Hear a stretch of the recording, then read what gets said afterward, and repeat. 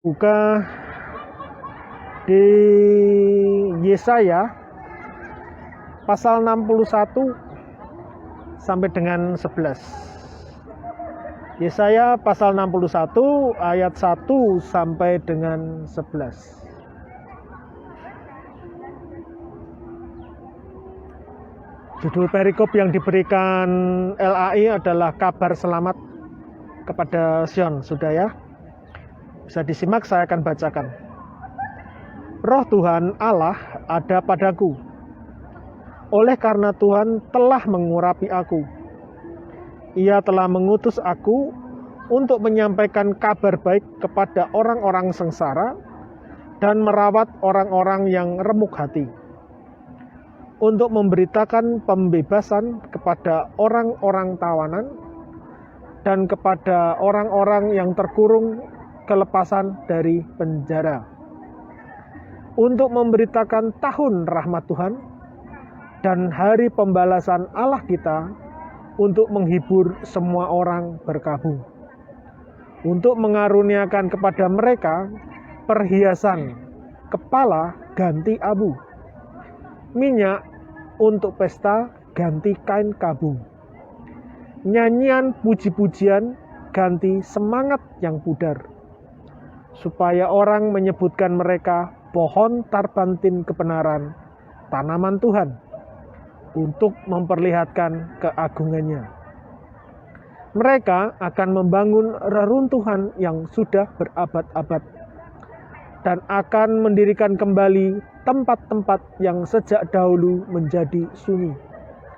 Mereka akan membaharui kota-kota yang runtuh, tempat-tempat yang telah turun-temurun menjadi sunyi. Orang-orang luar akan melayani kamu sebagai gembala kambing dombamu, dan orang-orang asing akan bekerja bagimu sebagai petani dan tukang kebun anggurmu.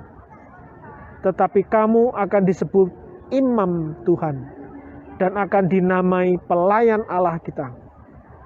Kamu akan menikmati kekayaan bangsa-bangsa dan akan memegahkan diri dengan segala harta benda mereka, sebagai ganti bahwa kamu mendapat malu 2 kali lipat, dan sebagai ganti noda dan ludah yang menjadi bagianmu. Kamu akan mendapat warisan 2 kali lipat di negerimu, dan sukacita abadi akan menjadi kepunyaanmu. Sebab aku, Tuhan, mencintai hukum dan membenci perampasan dan kecurangan. Aku akan memberi upahmu dengan tepat dan akan mengikat perjanjian abadi dengan kamu. Keturunanmu akan terkenal di antara bangsa-bangsa dan anak cucumu di tengah-tengah suku bangsa, sehingga semua orang yang melihat mereka akan mengakui bahwa mereka adalah keturunan yang diberkati Tuhan. Aku bersukaria di dalam Tuhan, jiwaku bersorak-sorai di dalam Allahku, sebab Ia mengenakan pakaian keselamatan kepadaku dan menyelubungi aku dengan jubah kebenaran, seperti pengantin laki-laki yang mengenakan perhiasan kepala, dan seperti pengantin perempuan yang memakai perhiasannya. Sebab seperti bumi memancarkan tumbuh-tumbuhan, dan seperti kebun menumbuhkan benih yang ditaburkan, demikianlah Tuhan Allah akan menumbuhkan kebenaran dan puji-pujian di depan semua bangsa-bangsa. Haleluya, berbahagialah kita yang mendengar firman Tuhan dan melakukan dalam kehidupan kita sehari-hari. Yesaya pasal 61 ayat 1 sampai dengan 11 ini pernah dibaca oleh Tuhan Yesus. Ya. Coba kita buka di Lukas pasal 4.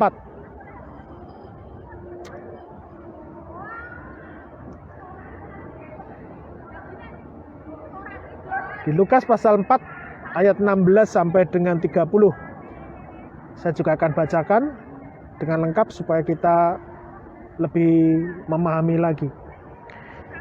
Lukas pasal 4 ayat 16 sampai dengan 30. Ia datang ke Nazaret tempat ia dibesarkan. Dan menurut kebiasaannya pada hari Sabat ia masuk ke rumah ibadat, lalu berdiri hendak membaca dari Alkitab.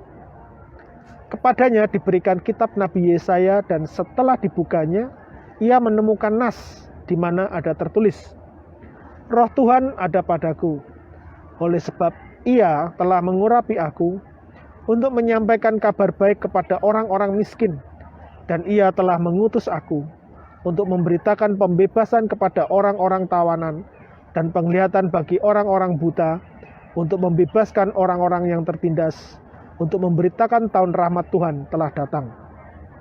Kemudian ia menutup kitab itu, memberikannya kembali kepada pejabat, lalu duduk. Dan mata semua orang dalam rumah ibadat itu tertuju kepadanya. Lalu ia memulai mengajar mereka, katanya, pada hari ini genaplah nas ini sewaktu kamu mendengarnya.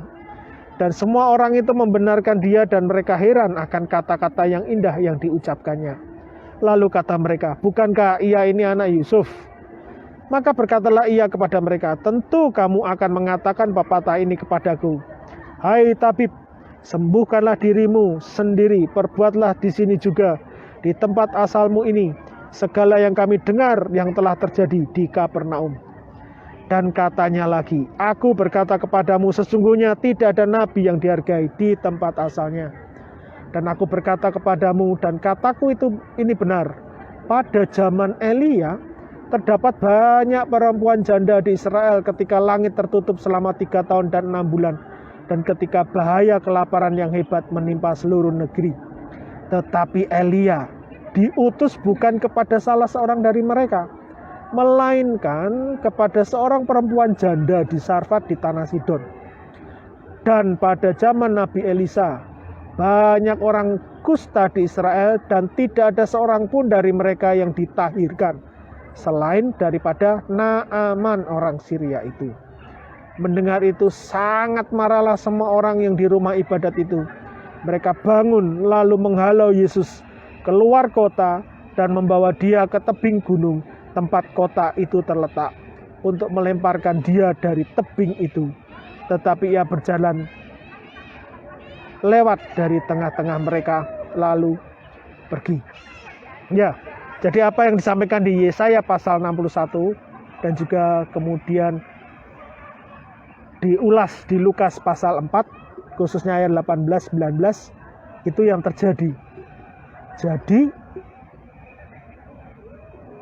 kalau kita lihat di pasal 61 di Yesaya itu kan baru nubuatan itu, ya kan? Nubuatan Nabi Yesaya kepada bangsa Israel. Dan kita tahu setiap firman ayat-ayat yang diulas di Perjanjian Lama itu pasti adalah sebuah gambaran atau nubuat atau bayangan tentang Yesus ini. Dan sekian ratus tahun kemudian itu digenapi. Makanya sahlah bahwa di ayat 21 di Lukas pasal 4 dikatakan pada waktu Yesus mulai mengajar mereka, katanya pada hari ini, itu digarisbawahi, genaplah nas ini sewaktu kamu mendengarnya. Yaitu apa?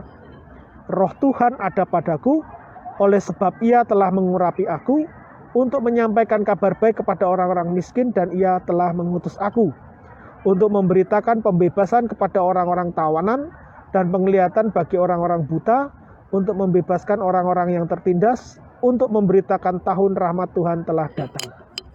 Terlebih yang ngomong ini namanya Yesus. Beberapa waktu saya pernah menyampaikan bahwa nama Yesus itu artinya pembebas. Jadi kalau ada orang yang namanya pembebas, ada orang yang namanya juru selamat, ya dia berat kok ngomong kan, untuk membebaskan gitu.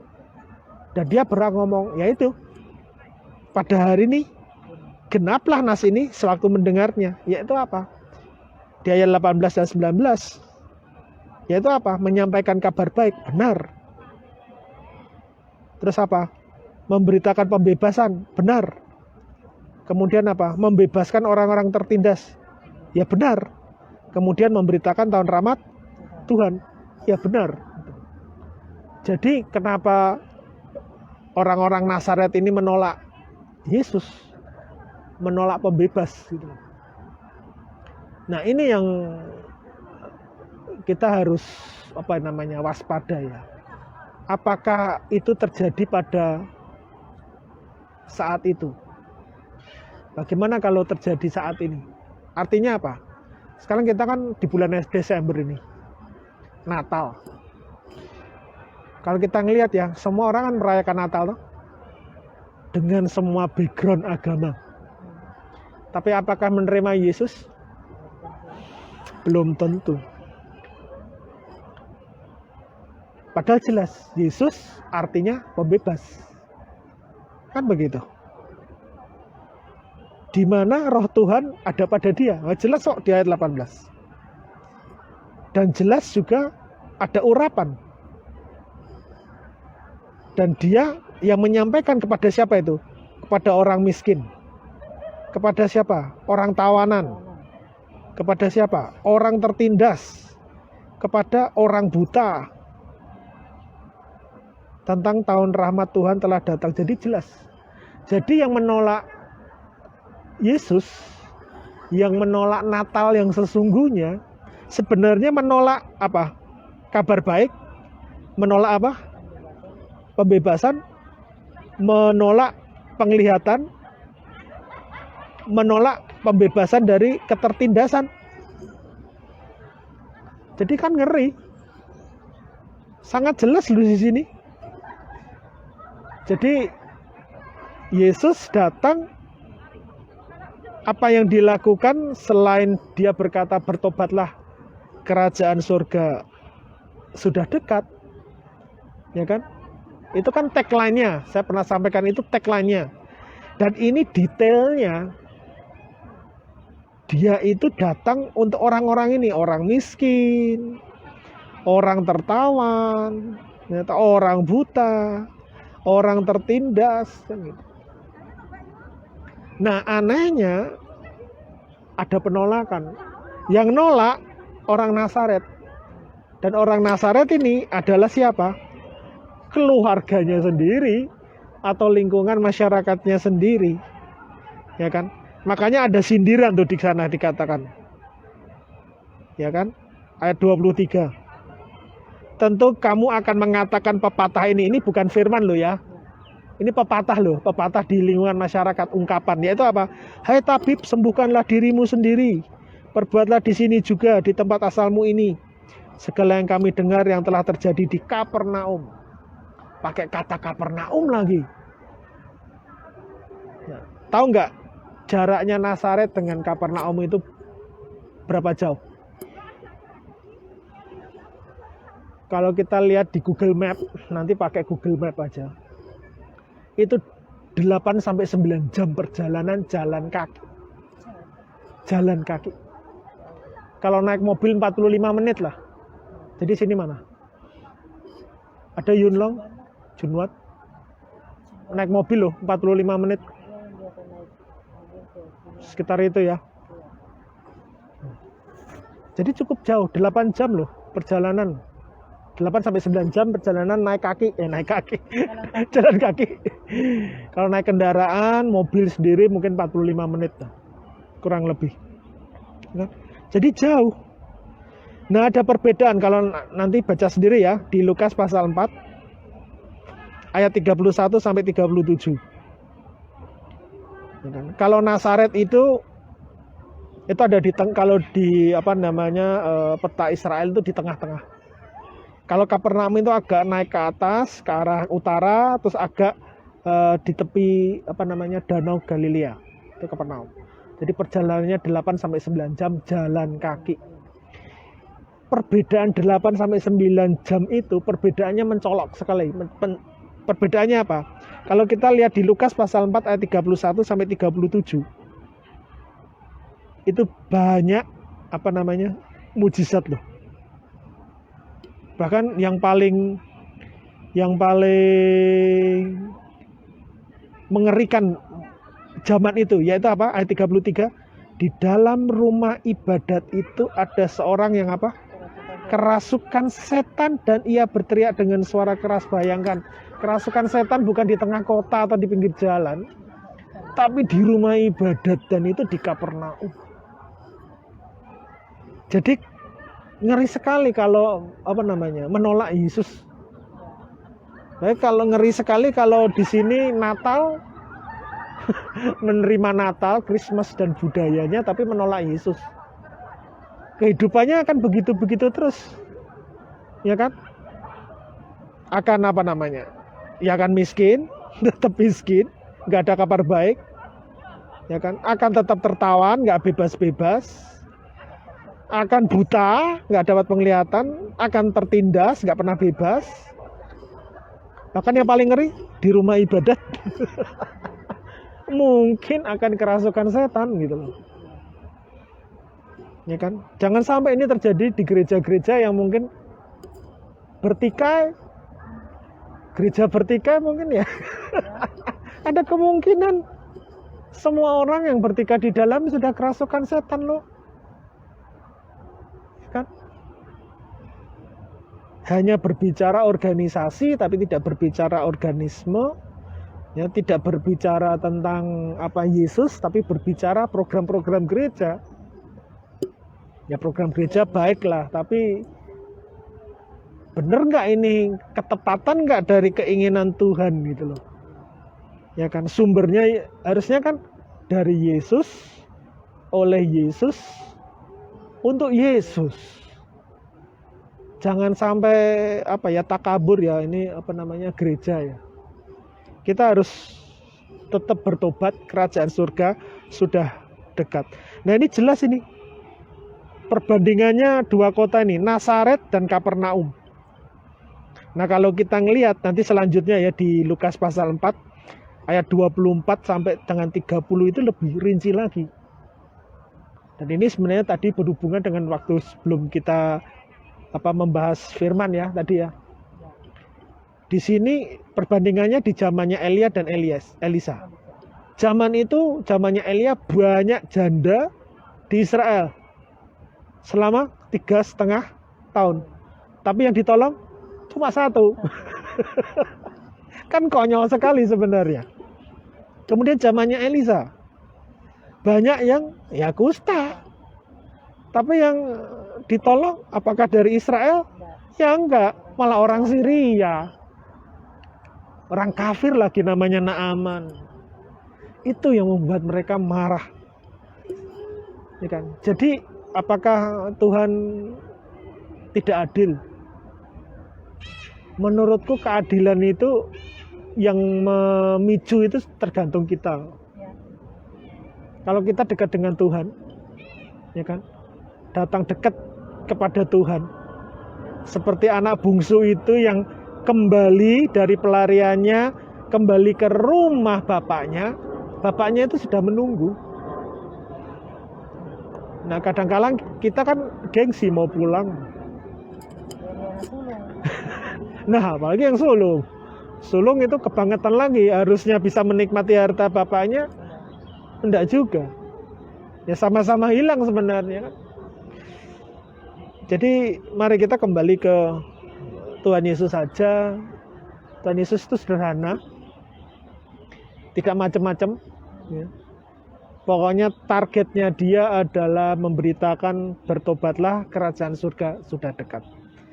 Dan sangat jelas di sini tidak memungkiri nubuatan firman Tuhan yang ada di Yesaya pasal 61.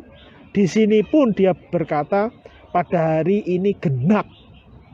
Genapnya apa? Genapnya adalah Roh Tuhan ada padaku, oleh sebab Ia telah mengurapi aku untuk menyampaikan kabar baik kepada orang-orang miskin, dan Ia telah mengutus aku untuk memberitakan pembebasan kepada orang-orang tawanan dan penglihatan bagi orang-orang buta, untuk membebaskan orang-orang yang tertindas, untuk memberitakan tahun rahmat Tuhan telah datang.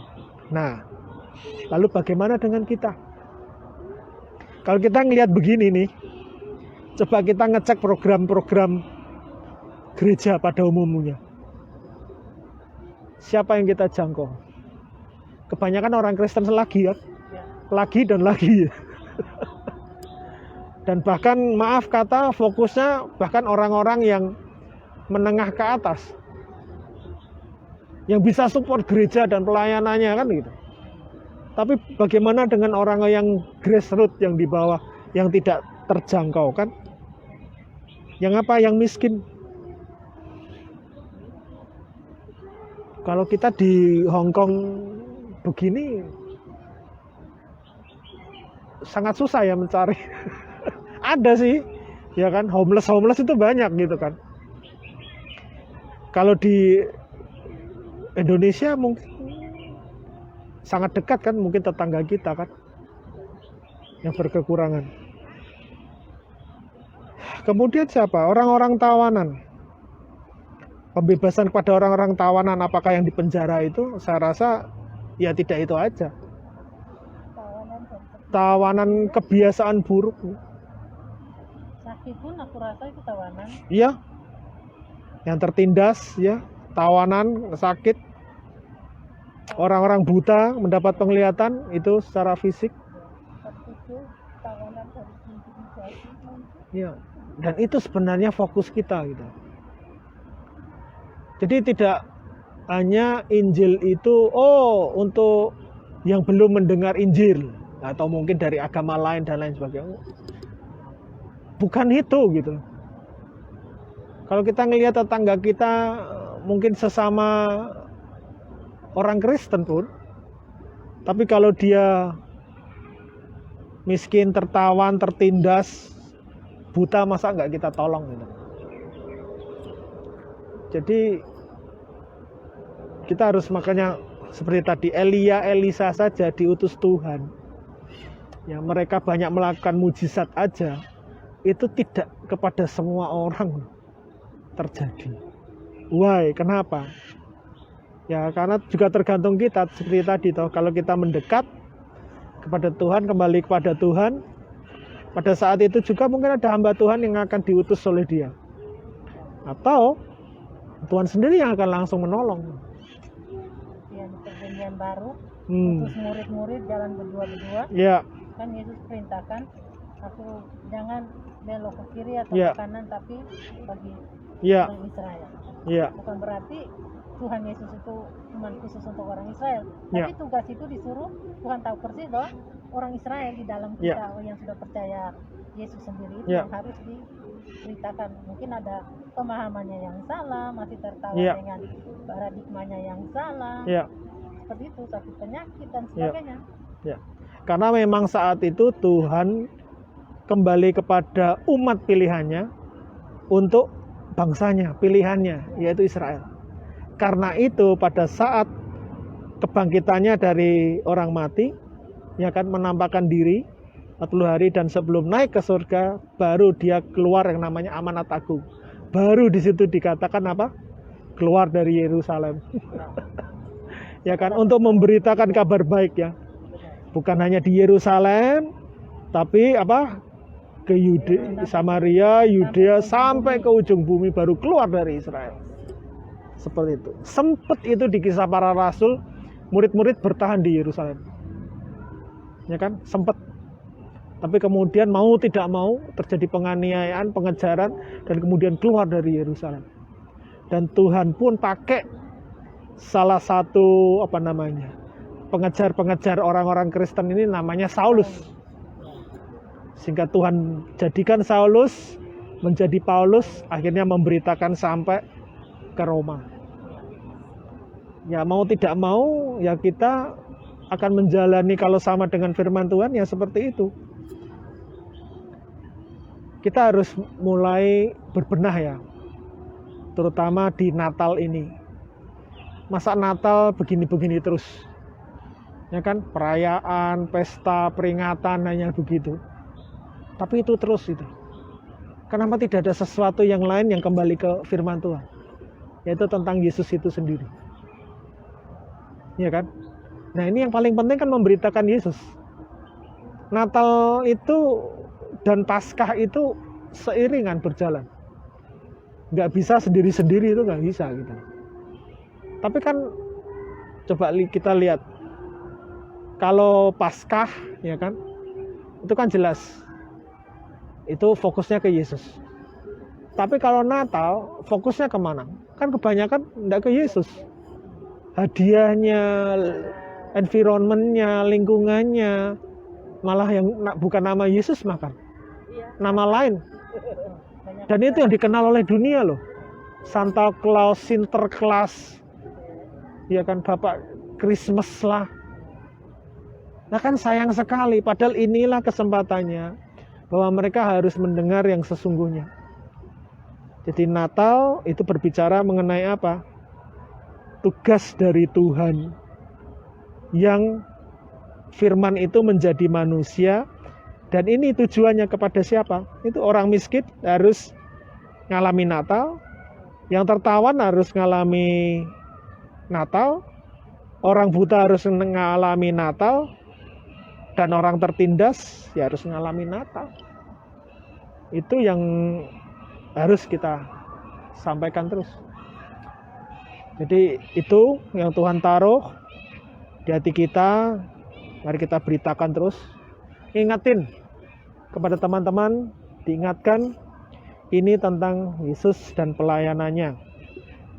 Ya, yang lengkap garis merahnya itu jelas gitu.